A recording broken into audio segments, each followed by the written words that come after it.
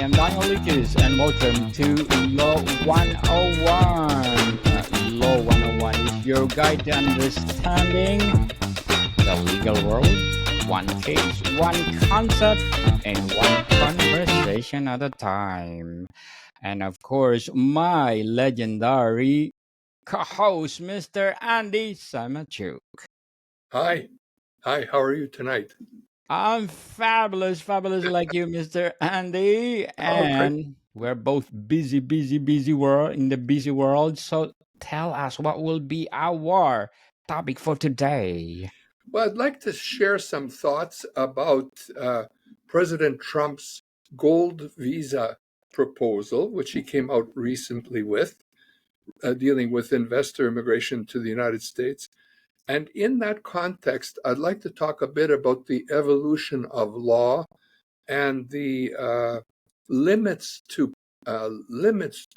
power that came out of England and the common law to talk about what powers the executive office has in the United States, and that could also touch on issues such as deportation, which is in the news a lot these days. So that would be the area I'd like to talk about with your permission.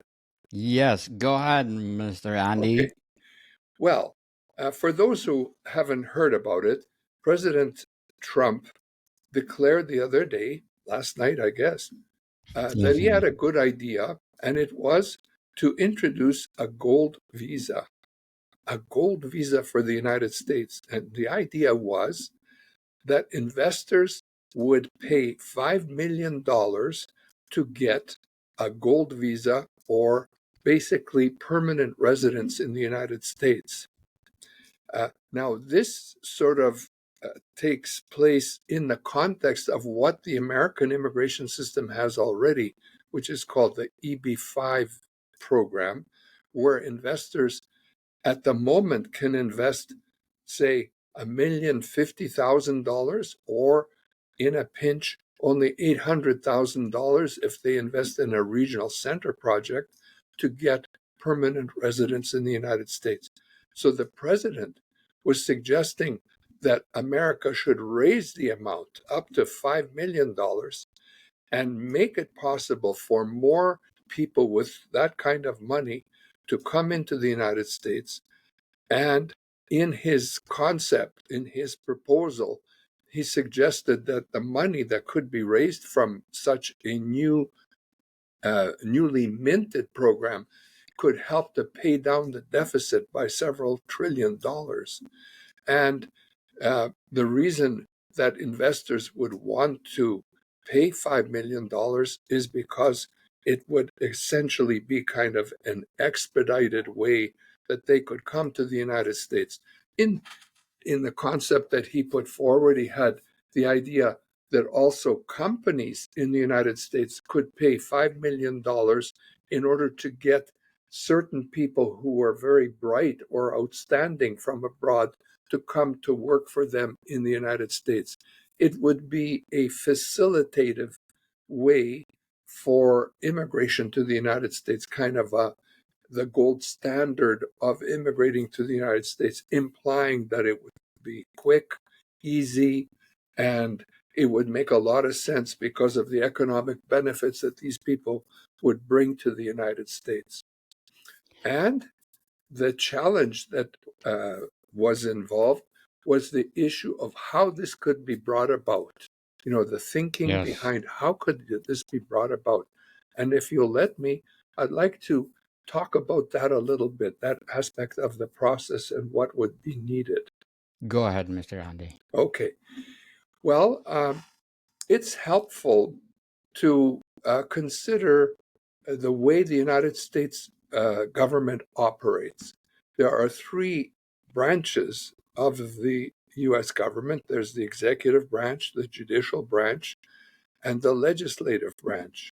So the executive branch is President Trump and his officers that implement the laws that are made in the United States by the legislative branch, which is by Congress. Congress in the Senate and in the House of Representatives pass laws that it's the purpose of the executive to enforce. And the judiciary's purpose is to be a check on these laws and on the activities of both the executive branch and the legislative branch to ensure that they abide by the Constitution of the United States, the key fundamental document that says what is possible and what's not possible in terms of government functioning.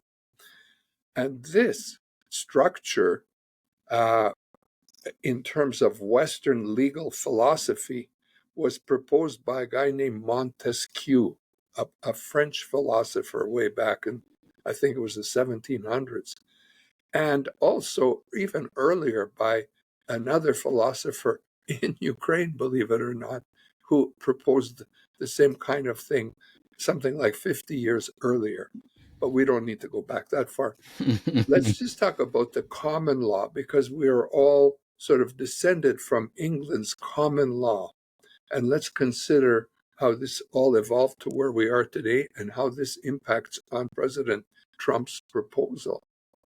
Is that all right? Yes, go ahead, Okay. Mr. Andy.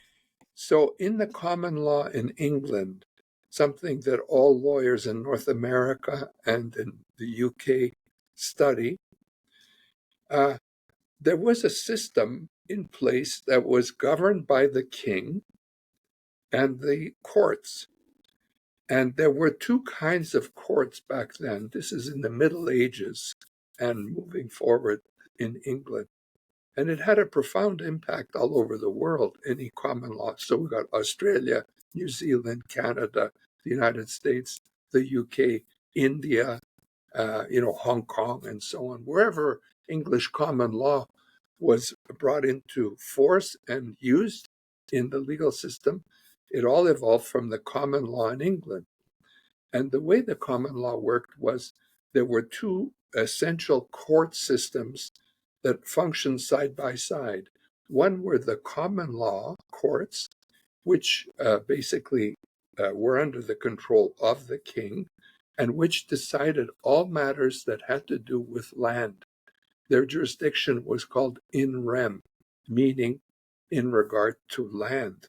And they enforced their court rulings by having control over land and leases on land and people on land. That's how they controlled who did what and how they enforced the decisions first of the king and later of Parliament. Alongside of those courts were the ecclesiastical courts. These were the courts of the church, initially the Catholic Church and then later the English Church.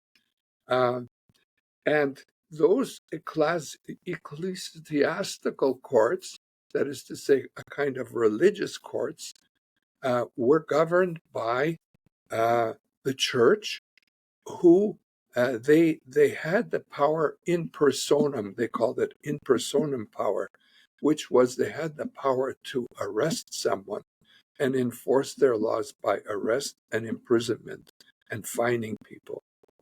And these two types of judicial systems competed with one another and enforced laws case by case over time.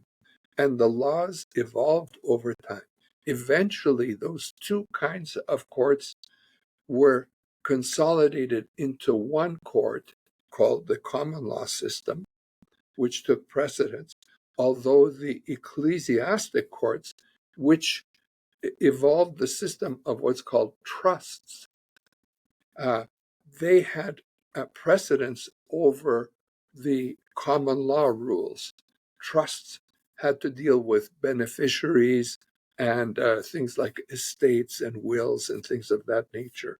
But at any rate, everything was consolidated, and over time, the common law developed. And there was a conflict between the king and his authority and ordinary people and freedom and what people could or could not do. because there was serfdom, for example, till the mid 1600s, and even as the society arose out of serfdom, there was this call for independence of the freedom of individuals that ultimately won its way into the Magna Carta, which was a document that uh, that limited the power of the king and gave more power to the parliament, being the body that represented the people of England. Now, I'll bet any money, Daniel, that tonight you didn't think you would learn about the common law in England. I learn a lot. Allow me to bring this to America and what it has as importance for America. Yes, go ahead, Okay, Mr. Andy. thank you. So there was a primary conflict, and the conflict was the right of kings. And back then, there was this belief in the divine right of kings, that they ruled because God gave them the right to rule. And this divine right of kings was not only in England, but in Spain and in France and in Tsarist Russia and other places. The people who ruled, said they ruled by the divine right of kings. But over time, that eroded, and people realized, wait a minute, it's not the kings who should rule, but the law should rule. And over time, the concept of a constitutional monarchy or a constitutional government where the people would proclaim what their rights are in a constitution that would govern not only them, but the king as well, and limit the king's power.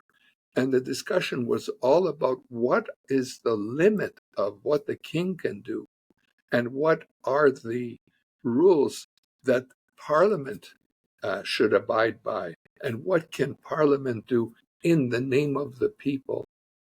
And over time, this all came over to America. So there were these two aspects to American government: the separation of powers that I mentioned earlier, the judicial, the legislative, and the executive, and the limits to power that are proclaimed and ultimately were put into law by the amendments to the Constitution of the United States, which recognized freedom of speech, assembly, association, etc., and which became part of the law and uh, were enforced through the judicial system in the United States to this day. This is the way it is in the United States. So now we come back to the gold visa and Visa. how this impacts the gold visa. So tell us, Mr. Andy, what is a gold visa? All right. So as I mentioned earlier, President Trump announced that he wants to create a gold visa for rich people, $5 million people. And someone was telling me that they did some research. I think it was my wife actually on the internet. And I think she said there are probably about 750,000 people who have that kind of money in the world. 750,000 all over the world. All over So, the world. yeah, that's not Wow. really that much considering, I don't know what the population of the world is, but 7 or 8 Billion. billion, right? 7 years. But anyway, so the idea is he who has $5 million will be able to come to the United States and live in the United States happily, easily, quickly, because of the investment. Now, the problem is that the Constitution of the United States, and I'm not going to cite the exact provision, but take it from me, and you'll find it in articles that I'm writing. The Constitution of the United States provides that it is Congress who decides the rules regarding immigration. Congress has the primary power of ruling and setting the rules in the immigration context. So the president can't just declare and implement a policy. He has to Abide. pass it through and get legislature in this case, Congress, to pass the laws. Now, this may seem to be the defeatist, and it may seem impossible. However, Donald Trump does have, that is to say, the Republican Party has a majority in both the House and in the Senate in Congress. So it may be that Congress could pass a law supporting what President Trump is suggesting. And it would be in the form, it appears, of an update to what is currently the EB-5 program, investor program that enables people to come to the United States. So let me just say a few more words about this in terms of how it might come to pass or what the issues might be. So, one more question, or one question, Mr. Andy. Sure, sure. What are some of the risks and challenges associated with applying for this Okay. visa? Yeah, okay. Good question. So the challenges, first of all, it's uprooting or upsetting the current program, the EB-5 program, which is attracting investors to come to the United States. They are wondering, should I invest now or should I Yes. not invest because of what President Trump has declared? Should I wait to see when this $5 million gold visa will come, or should I invest under the current circumstances? That's one problem. So uncertainty is a problem. Another part of the problem is passing it through Congress sounds easy in theory, but people have to agree to everything. And there are a lot of people with different views in Congress. So even if you have a majority in Congress, there's no guarantee that you can pass this idea into into legislation. So there's a risk there. And you have to bear in mind that at the moment, Congress has passed the EB-5 legislation, the RIA, the legislation that has made the EB-5 program available to investors until 2027. It's open. And the terms are, if you invest $800,000 in a regional center, you can get a green card. So, and Congress has also passed how many people each year can get those visas, and the number is 10,000 per year. So right now, despite the declarations and what a president would like to have, the way to go right now is under the EB-5 program. And it takes, let's say, under a year, usually, for someone who invests in the program to have his or her petition approved for purposes of immigrating to the United States. And then it takes more time to get that person through the consular system to get the visas to enter the US, or perhaps to adjust their status inside the US. These are things, the way the current system is working. There's some blowback in terms of why should the rich, especially oligarchs, meaning Yes. people with a lot of money and monopoly power in countries overseas, have priority or be given this opportunity to come to the United States in favor of others who are applying and waiting in lines to come because they were sponsored by family members, mothers, daughters, brothers, sisters, etc., or spouses in particular. And why should not workers be able to come to the US given that they have job offers and the desire to come and work in the US? And talented people, why shouldn't the talented people, extraordinary people, singers, dancers, performers, Polymath. scientists who improve, fight COVID and cancer and heart attacks and things like that, why can't those people, or why shouldn't those people be priorities for immigrating to the United States? So those are some of the issues that are related to it. So for the time being, I would say if you're an investor, carry on, because there's no doubt that Congress is going to have to be involved in terms of changing anything. And since the program is authorized by Congress until 2027, we have to carry on. It's like having someone in your family, you're behaving normally at Christmas table, but you have a uncle that's a bit on the wacko side and making all kinds of statements. You decide, well, let's, for the time being, let's just ignore what he's saying and carry on a normal Christmas dinner and enjoy everything together. And we'll see how things go later on. Certainly. So, Mr. Andy, to wrap up our discussion, so let's say the gold visa is passed by the Congress.